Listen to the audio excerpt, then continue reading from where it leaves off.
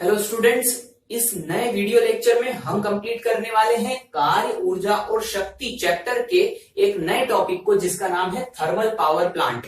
और इस एक कॉन्सेप्ट यानी एक टॉपिक पर मैं आपको 25 मोस्ट इंपॉर्टेंट क्वेश्चंस कंप्लीट करवाऊंगा जो कॉम्पिटिटिव एग्जाम्स में आ चुके हैं और आने की संभावना रहेगी। तो इस लेक्चर को हम कैसे कंप्लीट करने वाले हैं? सबसे पहले मैं एक लेआउट बनाऊंगा। उस लेआउट से हम समझेंगे कि थर्मल पावर प्लांट काम कैसे करता है और फिर एक एक एलिमेंट पर क्या क्या क्वेश्चन आ चुके हैं और क्या आने वाले हैं, मैं इन सभी चीजों को आपको समझाऊंगा। तो ये लेक्चर बड़ा इंटरेस्टिंग होने वाला है। तो चलिए शुरुआत करते हैं। सबसे पहले मैं लेआउट बना देता हूं।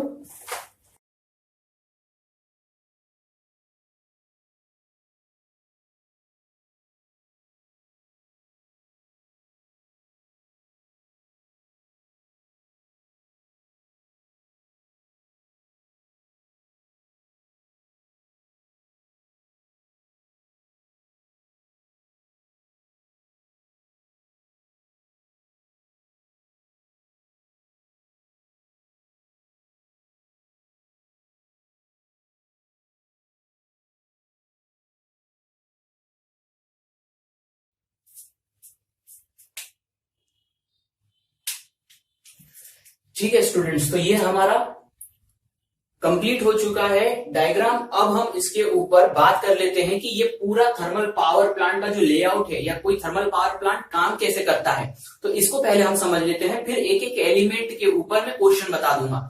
देखिए, शुरुआत हम यहां से करते हैं। किसी भी थर्मल पावर प्लांट के लिए जरूरी होती है दो महत्वपूर्ण चीजें, एक कोयला यानी जीवाश्म ईंधन और एक जो होता है वो पानी होता है। तो सबसे पहले हम यहां से शुरुआत करते हैं।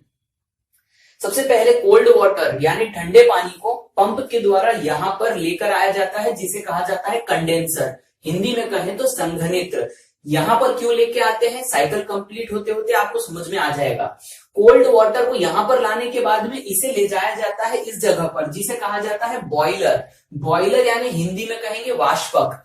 दोनों शब्दों का ध्यान में रखना जरूरी है क्योंकि एग्जाम में क्वेश्चन जो होता है, यदि हिंदी मीडियम के स्टूडेंट्स हैं तो वे हिंदी में यदि पेपर देते हैं तो हिंदी में पूरा हिंदी ही चलता है, यानी बॉयलर को वाष्पक कहा जाता है। और इंग्लिश में तो मैंने आपको बता दिया। अब यहाँ पर बॉयलर यानी वाष्पक में इस कोल्ड वाटर यानी ठंडे पानी को लाया जाता है। अब यहाँ पर क्या हो रहा होता है ये मैं आपको बता देता हूँ। नाम से ही पता चल रहा है, वाष्पक या बॉयलर बॉईल करेगा किसको, पानी को। कैसे करेगा? देखिए, यहाँ पर दो इनलेट होते हैं। एक होता है फ्यूल यानी ईंधन। क्या आएगा?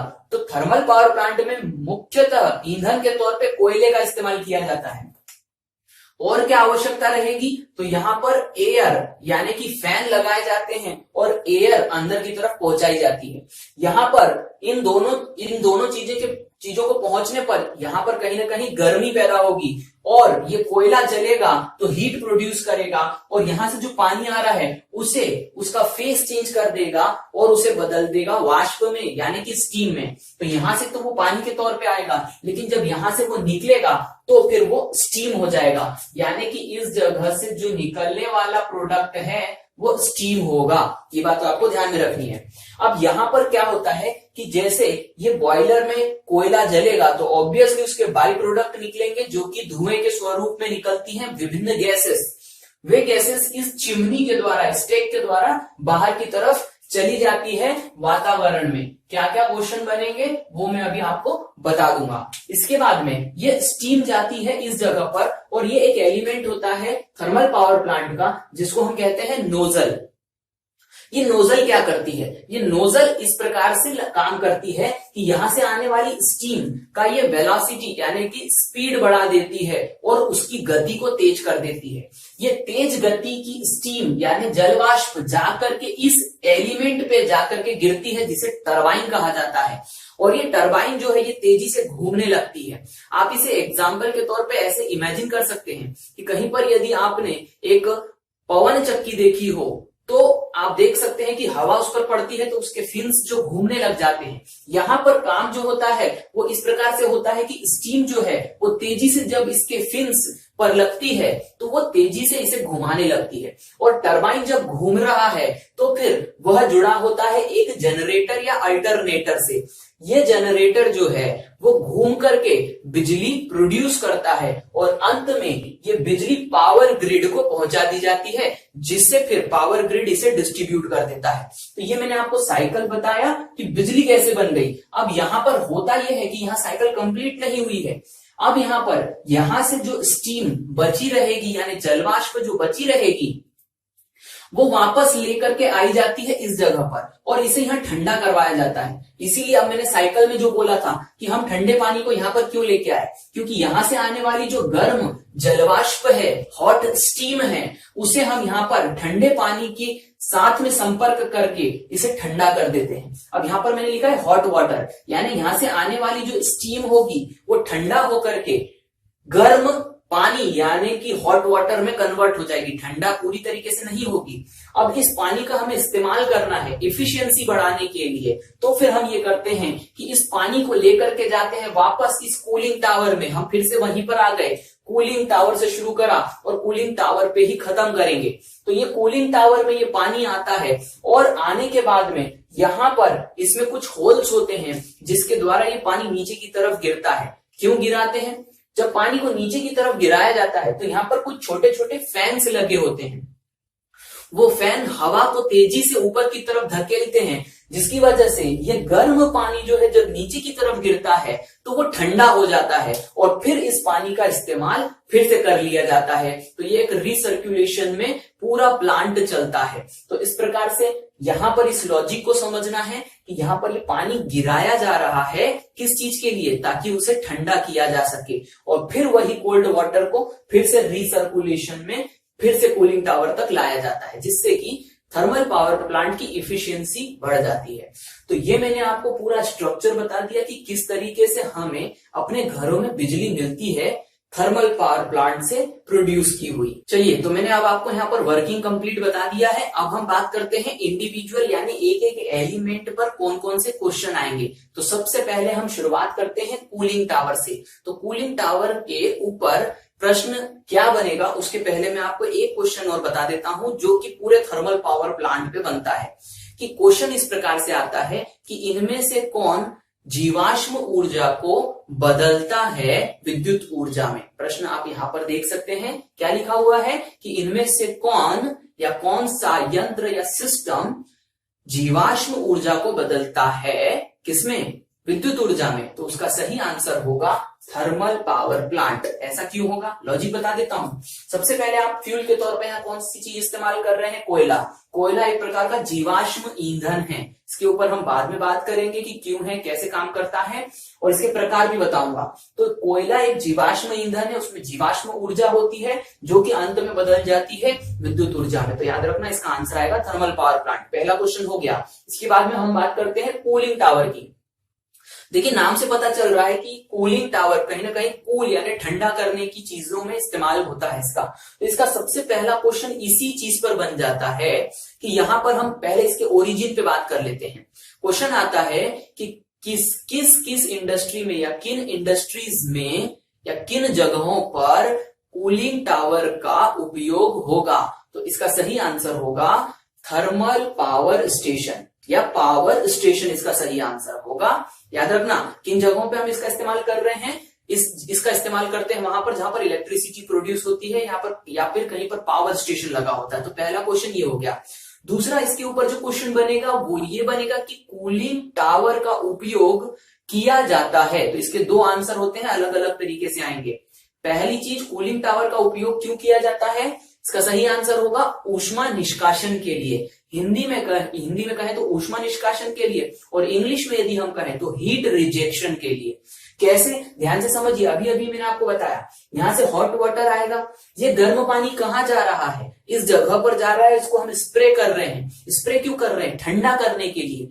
कोई भी चीज ठंडी कैसे होती है? जब उसमें से ऊष्मा यानी हीट को आप निकाल देंगे। इसका मतलब कि कूलिंग टावर का इस्तेमाल होता है ऊष्मा निष्कासन यानी हीट रिजेक्शन के लिए। ये पहला आंसर हो गया इस प्रश्न का। दूसरा आंसर क्या होगा ये समझ लीजिए। कभी कभी ऑप्शंस में ये भी आ सकता है कि एज अ यानी कि फ्लू गैस स्टैग के तौर पर या फ्लू स्टीम स्टैग के तौर पर। हिंदी में कहें तो औद्योगिक चिमनी के तौर पर। तो ये भी इसका आंसर होगा। दोनों आंसर मैंने आपको बता दिए हैं। एक आंसर है इसका ऊष्मा निष्कासन के लिए इसका उपयोग होता है और दूसरा औद्योगिक चिमनी के तौर पे इसका उपयोग होता है। आगे बढ़ते हैं, अगला जो प्रश्न आएगा वो आएगा कि किसी पावर प्लांट में ऊष्मा निष्कासन के लिए, उल्टा क्वेश्चन हो गया, इसको रिवर्स कर दिया कि किसी पावर प्लांट में ऊष्मा निष्कासन के लिए कौन सा यंत्र या डिवाइस या एलिमेंट लगा होता है, तो इसका आंसर आएगा कूलिंग टावर। ऊष्मा निष्कासन के लिए किसका इस्तेमाल किया, कूलिंग टावर का। अगले प्रश्न की यदि हम बात करें तो अगला प्रश्न ये आता है कि कूलिंग टावर में हॉट वाटर यानी गर्म जो जल है उसका तापमान कहां तक ठंडा किया जाता है। प्रश्न आपको यहां पर दिख जाएगा, एग्जैक्टली मैं क्वेश्चन यहां पर बना रहा हूं।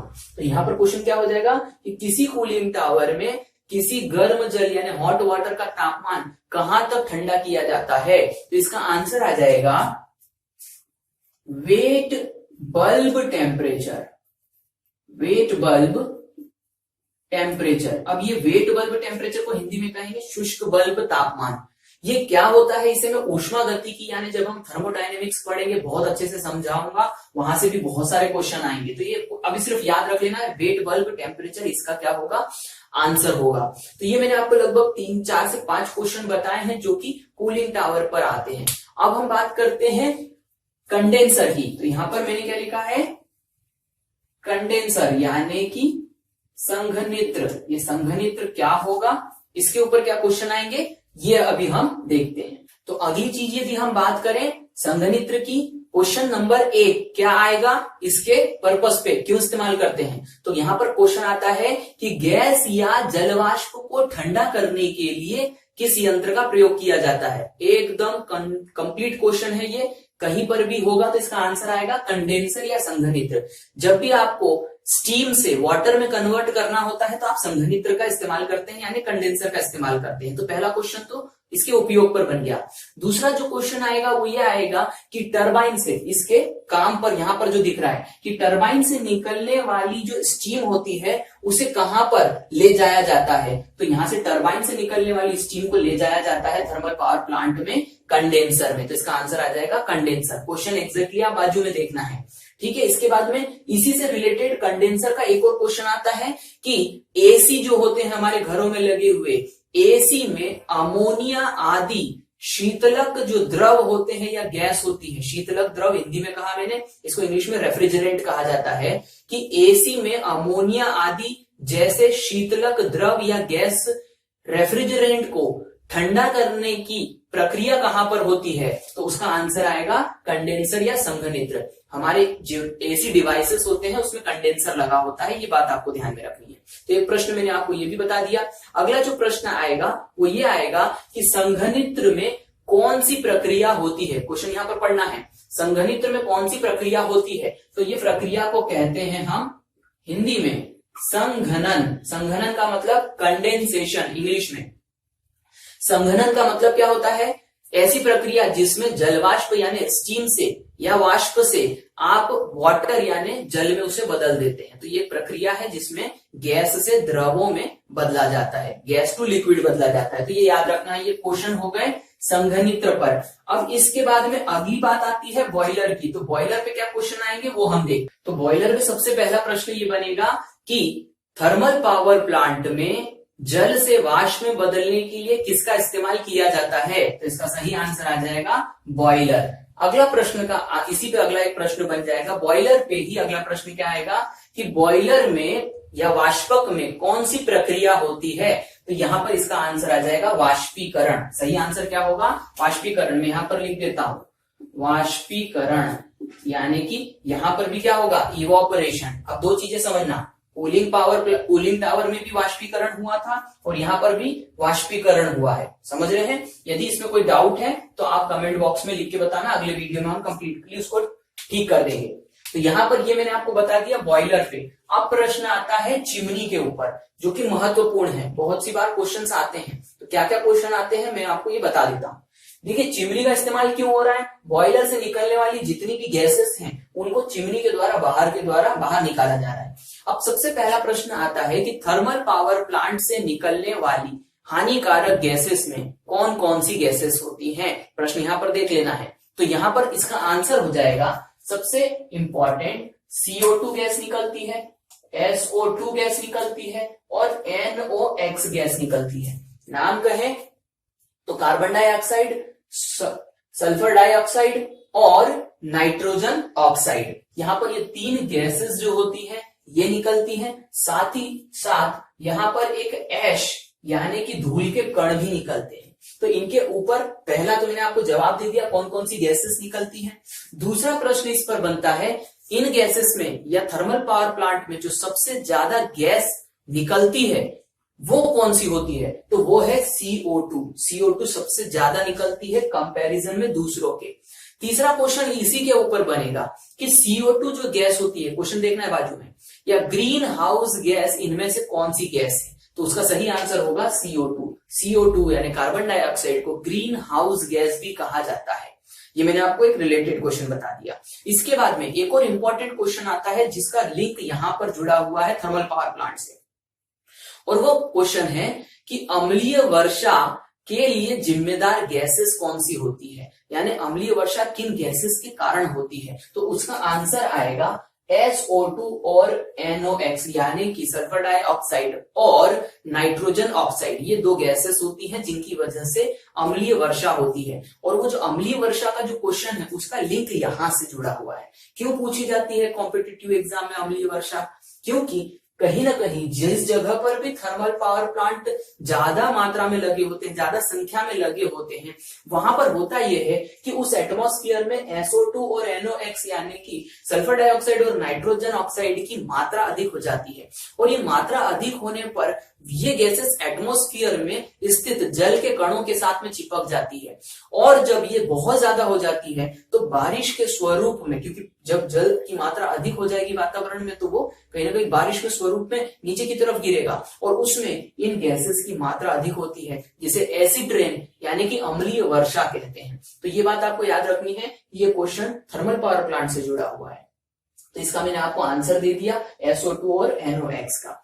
अब इसके बाद में इसी पर चौथा जो क्वेश्चन बनेगा वो क्या बनेगा, वो ये बनेगा कि थर्मल पावर प्लांट से निकलने वाली ऐश यानी कि धूल के कणों का आकार क्या होता है। तो ये इन्वायरमेंट से जुड़ा हुआ क्वेश्चन है, बहुत महत्वपूर्ण है। तो इसका आंसर होगा, मैं यहां पर लिख देता हूं, आकार होगा उन कणों का PM2.5। ये अभी बहुत महत्वपूर्ण शब्द है, याद रखना है, PM2.5। अब इस PM का मतलब क्या होता है, इसके ऊपर भी क्वेश्चन आ चुका है। क्वेश्चन क्या बनेगा कि वायु प्रदूषण सूचकांक में PM का अर्थ क्या है। तो ये PM का अर्थ होता है पर्टिकुलेट मैटर, याद रखना है। क्या कहेंगे इसको हम, पर्टिकुलेट मैटर। यहां पर लिख दिया मैंने पर्टिकुलेट मैटर, PM का ये फुल फॉर्म होता है। तो ये जो क्वेश्चंस बन सकते थे चिमनी यानी कि गैसेस से संबंधित, ये मैंने आपको कंप्लीट करवा दिए। अब हम बढ़ते हैं नोजल पे। तो नोजल पे कौन कौन से क्वेश्चन आएंगे ये मैं आपको समझा देता हूं। देखिए, सबसे पहली बात तो नोजल काम क्या कर रहा है, इसके ऊपर क्वेश्चन आ जाएगा। स्टीम जा रही है नोजल में और नोजल उसकी गति बढ़ा रहा है। तो यहां पर सबसे पहला क्वेश्चन आ जाएगा कि वह यंत्र या वह डिवाइस जो कि स्टीम की प्रेशर एनर्जी को काइनेटिक एनर्जी में बदलता है वो कौन सा है, तो उसका नाम आएगा नोजल। नोजल का काम क्या है उसी पर प्रश्न बनेगा। क्वेश्चन बाजू में देखना है कि यहां पर हम क्या कहेंगे कि प्रेशर एनर्जी यानी स्टीम की जो प्रेशर एनर्जी होती है, दाब ऊर्जा होती है, नोजल उसे किसमें बदल देता है, गतिज ऊर्जा में बदल देता है, जिससे इसकी स्पीड बढ़ जाती है स्टीम की और ये तेजी से फिर टरबाइन को लगता है, टरबाइन तेजी से घूमता है। अगला प्रश्न इसी पर बनेगा कि नोजल किस सिद्धांत पर काम करते हैं, तो इसका सही आंसर आएगा ऊर्जा संरक्षण के नियम पर। क्यों, क्योंकि ये एक एनर्जी को दूसरी एनर्जी में बदल रहा है। इसी का दूसरा आंसर और आ सकता है, ये भी आप याद रखिएगा, जो कि मैं लिख के बता देता हूं कि इसका आंसर हो सकता है बर्नौली प्रमेय पर। और ये कैसे, ये इसका सही आंसर होगा ये मैं आपको तब बताऊंगा जब मैं हाइड्रोस्टैटिक यानी द्रव गति की पढ़ाऊंगा। वहां पर बर्नौली प्रमेय हम पढ़ेंगे और फिर मैं आपको वहां पर नोजल भी पढ़ाऊंगा। तो यहां पर मैंने आपको बता दिया कि नोजल का प्रयोग क्यों होता है और ये किस सिद्धांत पे काम करता है। तीसरी बात करें अब हम टरबाइन की, तो टरबाइन पर कौन कौन से प्रश्न बनेंगे, वही प्रश्न जो नोजल पे बने हैं वही टरबाइन पे बनेंगे, थोड़े से अलग संदर्भ में। कैसे? सबसे पहले तो इसके काम पर क्वेश्चन बनेगा। काम पर क्वेश्चन क्या बनेगा कि टरबाइन क्या काम करता है, तो यहां पर ध्यान से समझना है, वह यंत्र जो कि वाष्प की गतिज ऊर्जा को यांत्रिक यानी मैकेनिकल एनर्जी में बदलता है वो क्या कहलाता है, तो उसका आंसर आ जाएगा टरबाइन। टरबाइन क्या कर रहा है, जो स्टीम आ रही है तेजी से गति के साथ में यानी कि काइनेटिक एनर्जी, उसको वो बदल रहा है किसमें, मैकेनिकल एनर्जी में। इसके पिछले वीडियो में मैंने आपको मैकेनिकल एनर्जी क्या होती है समझा दिया है, फिजिकली दिखती है। तो यहाँ पर टरबाइन क्या हो रहा है, घूम रहा है, यानी कि उस स्टीम जो तेजी से आ रही थी उसने टरबाइन को घुमा दिया यानी यांत्रिक मैकेनिकल एनर्जी में कन्वर्ट कर दिया। सबसे पहला टरबाइन पे क्वेश्चन बन गया कि वह यंत्र जो कि कन्वर्ट करता है काइनेटिक एनर्जी को मैकेनिकल एनर्जी में, हिंदी में कहें तो गतिज ऊर्जा को यांत्रिक ऊर्जा में क्या कहलाता है, तो वह कहलाता है टरबाइन। दूसरा प्रश्न वही बनेगा जो नोजल पे बना था कि टरबाइन किस सिद्धांत पर काम करता है, उसका भी आंसर वही आएगा, ऊर्जा संरक्षण के नियम पर। क्यों? एक ऊर्जा को दूसरी ऊर्जा में बदल रहा है। टरबाइन पे एक और आंसर इसका ये भी हो सकता है जो मैंने अभी आपको यहाँ पर लिख के बताया था, बर्नौली प्रमेय। तो ये 3 आंसर आपको याद कर लेने हैं, नोट्स प्रॉपर बना के चलना है। टरबाइन के बाद में अब हम आते हैं अल्टरनेटर यानी जनरेटर पर। इस पर क्या क्वेश्चन बनेगा, तो इस पर क्वेश्चन बनेगा वह यंत्र जो कि यांत्रिक ऊर्जा यानी मैकेनिकल एनर्जी को इलेक्ट्रिक एनर्जी यानी विद्युत ऊर्जा में बदलता है, उसे क्या कहते हैं। तो इसके 2 आंसर होते हैं और कंफ्यूज नहीं होना है, इसीलिए मैं यहां पर बहुत अच्छे से समझाऊंगा। वह यंत्र जो थर्मल पावर प्लांट में इस्तेमाल किया जाता है यांत्रिक ऊर्जा से विद्युत ऊर्जा में बदलने के लिए, उसे हम कहते हैं जनरेटर या अल्टरनेटर। ये अच्छे से याद रखना। यदि ये सामान्य रूप से क्वेश्चन आएगा कि वह यंत्र जो यांत्रिक ऊर्जा को विद्युत ऊर्जा में बदलता है, तो आपको उसमें एक ऑप्शन दिखेगा डायनेमो, वहां पर आप आंसर लगाइएगा डायनेमो। लेकिन थर्मल पावर प्लांट में यदि पूछा जाए और डायनेमो और अल्टरनेटर या जनरेटर दोनों आ जाए, तो आप अल्टरनेटर या जनरेटर को आंसर लगाना, डायनेमो को नहीं लगाना। उसका मैं कारण आपको समझा रहा हूं और बहुत इंटरेस्टिंग कारण है जो कि बहुत सारे लोगों को नहीं पता होगा और यहां गलती कर जाएंगे। तो ये मैं डायग्राम मिटा रहा हूं क्योंकि हम लगभग हर चीज तक कंप्लीट कर चुके हैं यहां पर।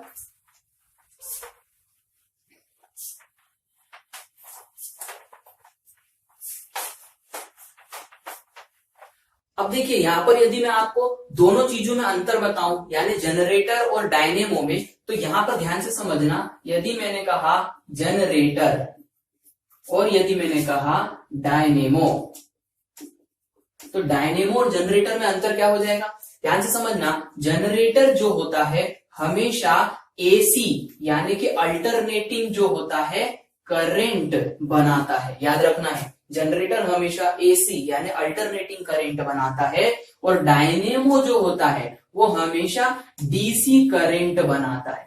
तो ध्यान से समझना, शुरुआती जो यंत्र बने थे उन यंत्रों में डायनेमो का इस्तेमाल किया जाता था क्योंकि ये डीसी बनाता था। अब डायनेमो इस्तेमाल नहीं किया जाता, अब सीधे एसी बनाया जाता है, अल्टरनेटिंग करंट, और इसीलिए थर्मल पावर प्लांट में जनरेटर लगे होते हैं, वे सीधे अल्टरनेटिंग करंट देते हैं जो कि हमारे घरों में इस्तेमाल होता है। तो ये बेसिक चीज मैंने आपको बता दी। अब इसी से रिलेटेड एक और चीज बता देता हूं। देखिए सामान्य क्वेश्चन आया तो कोई दिक्कत नहीं है कि यांत्रिक ऊर्जा को बिजली या इलेक्ट्रिक एनर्जी में कौन कन्वर्ट करता है, तो आंसर डायनेमो आ जाएगा। लेकिन यदि ये स्पेसिफिक क्वेश्चन पूछा जाता है कि डायनेमो कौन सी इलेक्ट्रिसिटी जनरेट करता है, तो डायनेमो डीसी जनरेट करता है और जनरेटर एसी जनरेट करता है। ये क्वेश्चन आप बना सकते हैं।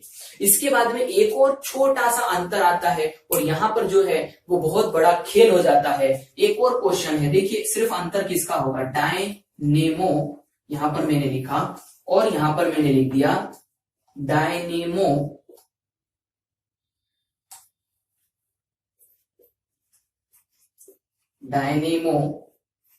मीटर। अब देखिए अंतर क्या है, डायनेमो और डायनेमो मीटर, अंतर क्या हो जाएगा, आपको लगेगा एक ही चीज तो है, आपने डायनेमो पढ़ा, बात के मीटर को ध्यान नहीं रखा, आपको लगेगा एग्जाम में मीटर भी उसी के से रिलेटेड पूछ लिया होगा। इन दोनों में बहुत अंतर है, इस बात को समझना। डायनेमो जो होता है वह क्या करता है, इलेक्ट्रिसिटी यानी कि यांत्रिक ऊर्जा से मैकेनिकल एनर्जी से कन्वर्ट करता है इलेक्ट्रिक एनर्जी में। जबकि डायनेमोमीटर क्या होता है, डायनेमोमीटर दो चीजों के लिए दो चीजों के लिए इस्तेमाल किया जाता है। एक तो वो शक्ति यानी कि पावर डिटरमाइन करता है, पता करता है, और दूसरी बात वो एक ही समय पर स्पीड पता करता है यानी गति पता करता है। तो यहां पर अंतर समझना, डायनेमो का इस्तेमाल किया जाता है यांत्रिक ऊर्जा को विद्युत ऊर्जा में बदलने के लिए, जबकि डायनेमोमीटर का इस्तेमाल शक्ति या फिर गति या दोनों ज्ञात करने में किया जाता है। तो मैंने आपको पूरा डिटेल में समझा दिया, कहां कंफ्यूजन हो सकता था वो क्वेश्चंस भी आपको मैंने बता दिए। इस प्रकार से ये पूरे क्वेश्चन लगभग मोर देन 25 हो सकते हैं, या 25 तो होंगे ही होंगे, जो कि हमने इस लेक्चर में कंप्लीट करे हैं। तो मैं उम्मीद करता हूं कि आपको ये चीजें समझ में आई होगी। यदि किसी भी प्रकार की परेशानी है तो बिल्कुल आप कमेंट के द्वारा कम्युनिकेट कर सकते हैं, उसको हम बेहतर करेंगे। मिलते हैं नेक्स्ट वीडियो में।